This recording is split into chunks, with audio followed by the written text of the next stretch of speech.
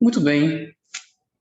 Continuando nossa aula, diante dos processos associativos e dissociativos, nós temos agora os processos dissociativos.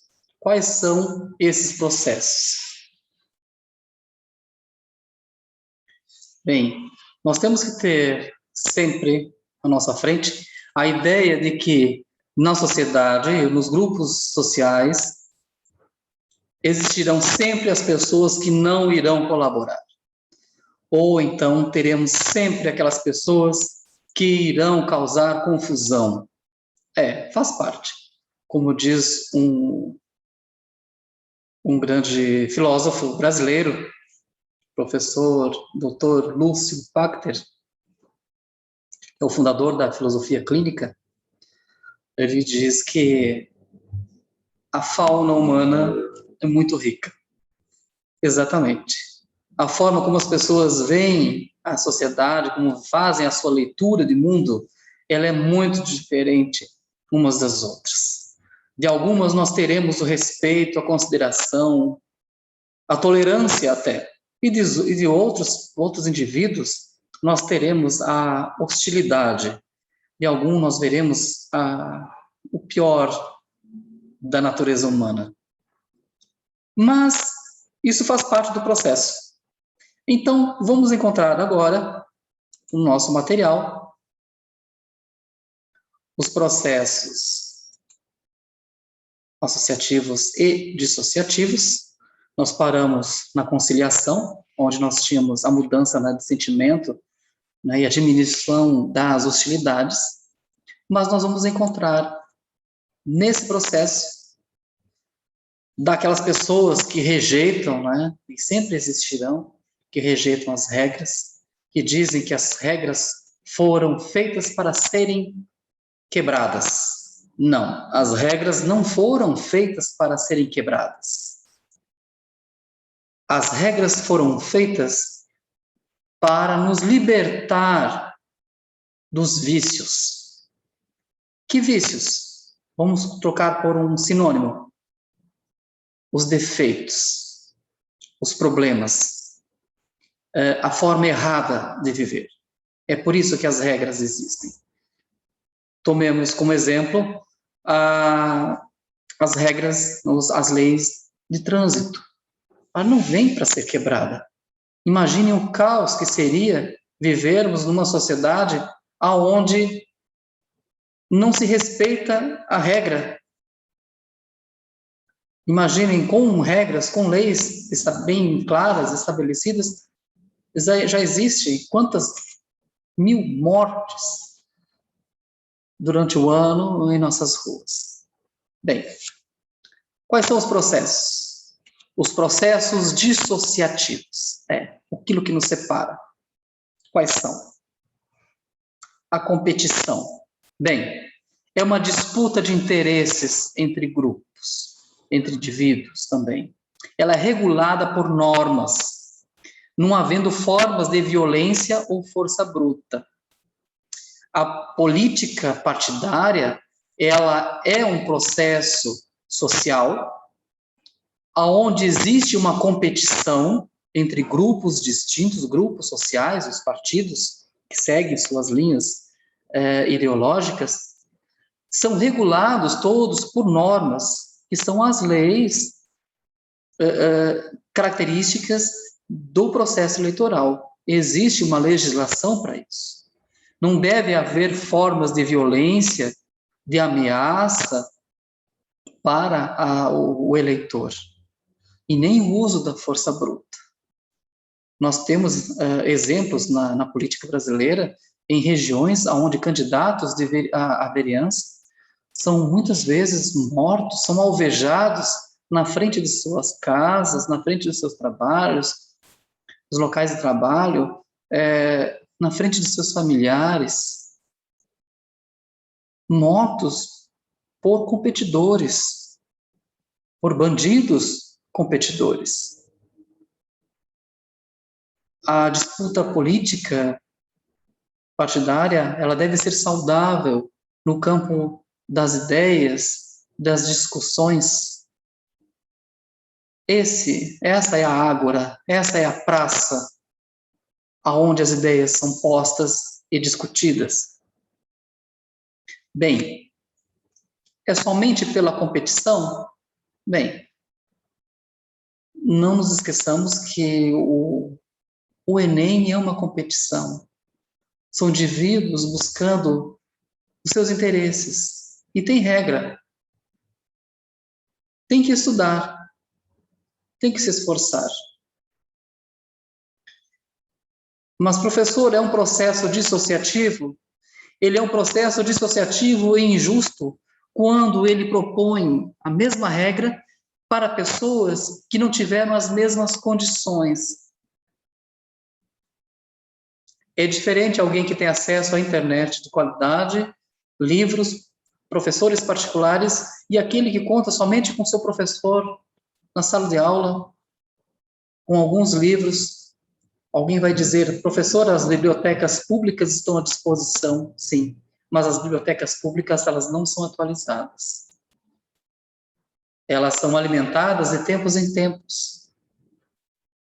E não existe uma marcação em livros velhos com regras gramaticais ultrapassadas e os livros novos com novas regras atualizadas. Existe violência? Não. Força bruta? Não. Mas moralmente ela é injusta. Bem, existe o conflito, que é diferente dessa competição, que ela não usa de meios violentos, né, para conquistar seus objetivos. Mas o conflito é um processo também. E ele ocorre quando a competição ela ganha um grau de alta tensão social. Inclusive, pode haver a violência ou a ameaça de violência. Quando alguém faz com que aqueles que estão ingressando no mercado de trabalho tenham que optar.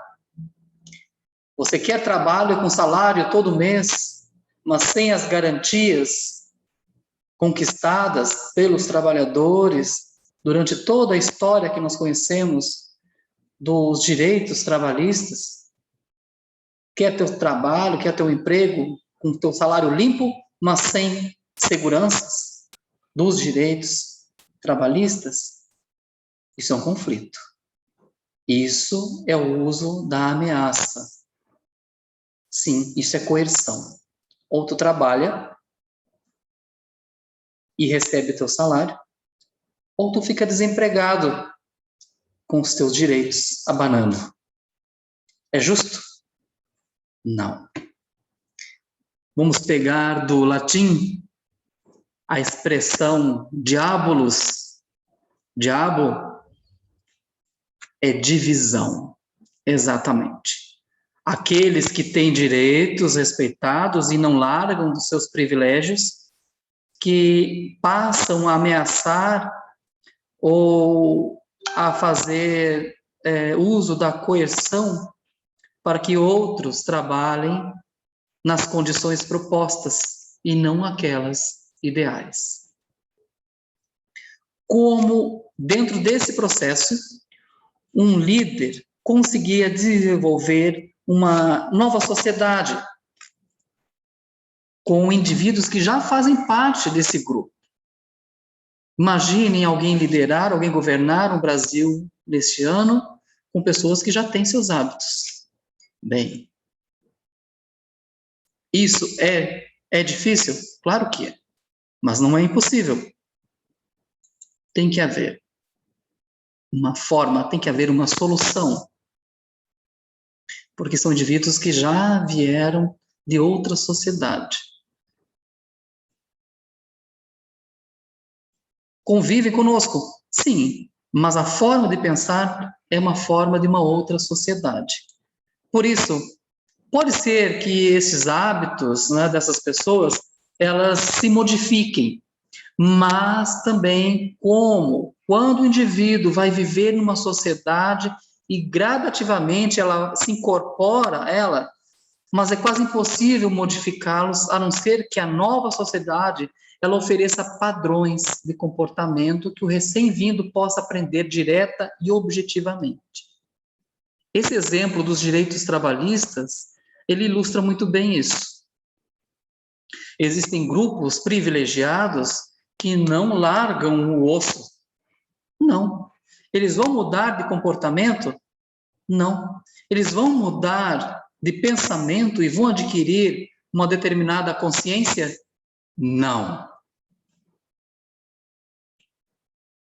Mas é papel da sociedade participar da vida política, da polis, da política partidária, não só participando dos partidos políticos, mas também da tomada de consciência de que existem transformações que são necessárias. E isso deve refletir das pessoas que vão ocupar o legislativo, que são os responsáveis no poder legislativo de construir, de elaborar, de pensar, de votar, de aprovar leis que favoreçam um desenvolvimento mais justo da sociedade. E isso não é ideologicamente nem A e nem B, isso é uma questão de justiça, para que todos tenham acesso aos frutos de seu trabalho. Aquele que já está entranhado nos seus ossos, o seu direito divino de ter privilégios, vai largar o osso? Vai mudar de consciência? Não, mas a legislação vai fazer com que ele obedeça. Essa é a nossa garantia na sociedade democrática. Fazer com que os grupos obedeçam às regras pelo bem de todos. Ele vai aprender diretamente, objetivamente, sim. Ele vai aprender a obedecer à lei. Não sei se estou ainda no campo da utopia, mas esta é a realidade. Quando a nova sociedade, ela não possui tais padrões, e olha que isso não está longe de nós, cada indivíduo, ele precisa sim, toda vez que tiver de agir, deter-se e pensar. Aquela coisa, na dúvida, não atire. E ainda mais, o que o indivíduo decide que é conveniente relativamente às ideias e valores básicos da nova sociedade, talvez não concorde com o que o outro indivíduo pensa ser conveniente. Aquilo que eu tenho por direito enquanto trabalhador, enquanto cidadão, enquanto ser humano, o direito de ter um teto, que são direitos primordiais, essenciais dentro de uma sociedade, que cada ser humano tem o seu canto, não precisa ser luxuoso, não, mas digno. Seu teto, sua alimentação, seu direito à educação, o direito a ser atendido quando está doente, seu direito de trabalhar e receber justamente por seu trabalho, talvez o outro não acha que seja conveniente.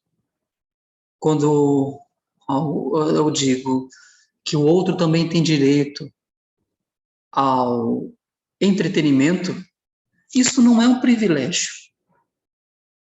O divertimento, os momentos de alegria, os momentos de lúdicos, da brincadeira, isso faz parte do desenvolvimento emocional, psicológico de todos os seres humanos. E isso não é um privilégio de uma casta, isso não é um privilégio de um grupo social, de uma elite. Quem detém poder político, o poder econômico, acaba tornando o seu grupo uma casta. Ele não abre mão desses direitos. Por isso que a vida em sociedade é uma luta. E é preciso que os poderes constituídos e as instituições, elas estejam atentas e isentas para poder agir e fazer com que a justiça e justiça social se realize, se concretize. Bem, o final de tudo isso, o resultado é uma infindável confusão e uma interferência involuntária. E as pessoas que estão tentando desenvolver a nossa sociedade logo recaem nos seus antigos hábitos. Tem um ditado muito antigo da região sul que diz o seguinte: cachorro que come ovelha, só matando, e assim mesmo morre com a cabeça virada para o rebanho. É por isso que as leis elas precisam ser mais rígidas, nesse sentido de que pessoas que detêm poder de decisão, elas não venham ter chance de recair nos seus antigos hábitos. Imaginem só que em pleno século XXI, nós ainda vemos casos de pessoas que escravizam outras nas fazendas, em seus apartamentos, que usufruem de forma injusta do trabalho desses seres humanos. Tem sempre alguém que vai nas costas de outros. São pessoas que ainda permanecem com antigos hábitos de sociedades que já não existem mais. Isso é perigoso. Precisamos estar atentos. Aqui nós temos um vídeo que vai nos auxiliar a compreendermos melhor esse nosso texto. Fica para você assistir na sua casa, tire suas conclusões e nós seguimos com os nossos estudos. Obrigado. Muito obrigado pela sua participação, pela sua presença. Foi uma grande satisfação tê-los na minha agenda.